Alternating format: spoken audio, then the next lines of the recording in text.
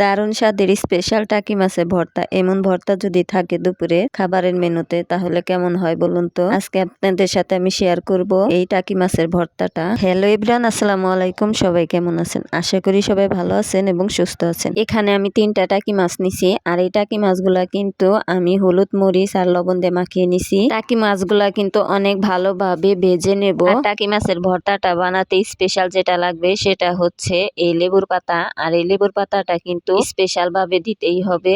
লেবুর পাতা না দিয়ে বানানো যায়, কিন্তু এটা দিলে কিন্তু অনেক বেশি ভালো লাগবে। আর এই টাকি মাছগুলা কিন্তু অনেক কড়া করে ভাজতে হবে, আর অল্প আছে আমি কিন্তু অনেক ভালোভাবে ভেজে নিছি। আর এবার আমার ভেজে নেওয়া শেষ। আর ভেজে নেওয়া তেলের মধ্যে কয়েকটা শুকনা মরিচ ভেজে নেব। আর এটা যেহেতু হাতে মেখে ভর্তা করব, তাই আমি শুকনা মরিচের ভর্তা আমার অনেক ভালো লাগে। আর আমরা কিন্তু বেশিরভাগ শুকনা মরিচের ভর্তাটাই খাই। এদিকে পেঁয়াজ আর কয়েকটা রসুন দিয়ে দিছি। আর যে কোনো মাছের ভর্তা করতে কিন্তু রসুনটা লাগে, সাথে আরো কিছু ধনিয়ার পাতাও ভেজে নেব।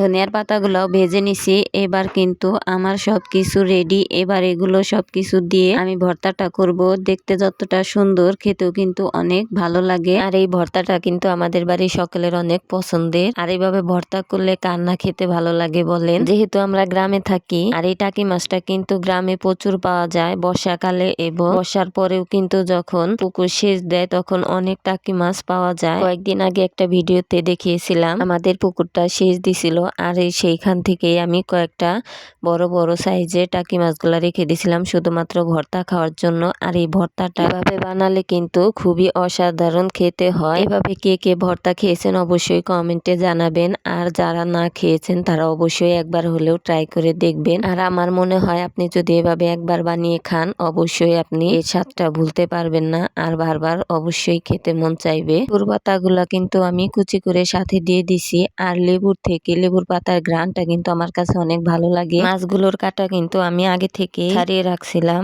আর দেখতে পাচ্ছেন এই জায়গায় কিন্তু একটা কাটাও নেই। এগুলো কিন্তু খুব ভালোভাবে কাটাগুলো আলাদা করতে হবে। আর যেহেতু এগুলো হাতে ভর্তা বানাবো, তার জন্য এগুলোর কাটাগুলা কিন্তু অনেক সাবধানতার সাথে বেছে নিবেন, নয়তো হাতে কাটা লেগে যেতে পারে। এবার আমি এর সাথে কিছুটা সরিষার তেল দিয়ে দিলাম। ভর্তাটা যখন মেখে বানাচ্ছিলাম তখন কিন্তু এর ঘ্রাণটা এত পরিমাণ ছড়াইছিল যে আমার মনে হইতেছিল আমি এগুলো এমনিতেই খেয়ে ফেলি। সত্যি এটা খেতে যে এত অসাধারণ, আর সাথে লেবুর পাতার যে ঘ্রাণটা, যে একবার খাবে সে অবশ্যই বুঝতে পারবে। আমার এই ভর্তাটা আপনাদের কাছে কেমন লাগলো অবশ্যই কমেন্টে জানাতে পারেন। গরম ভাতের সাথে ভর্তাটা খেতে কিন্তু খুবই অসাধারণ ছিল। আর এরকম নতুন নতুন ভিডিও পেতে আমার চ্যানেলটি সাবস্ক্রাইব করতে পারেন। সবাই ভালো থাকবেন, সুস্থ থাকবেন। আজকের মতো এখানে বিদায় নিচ্ছি। আল্লাহ হাফেজ।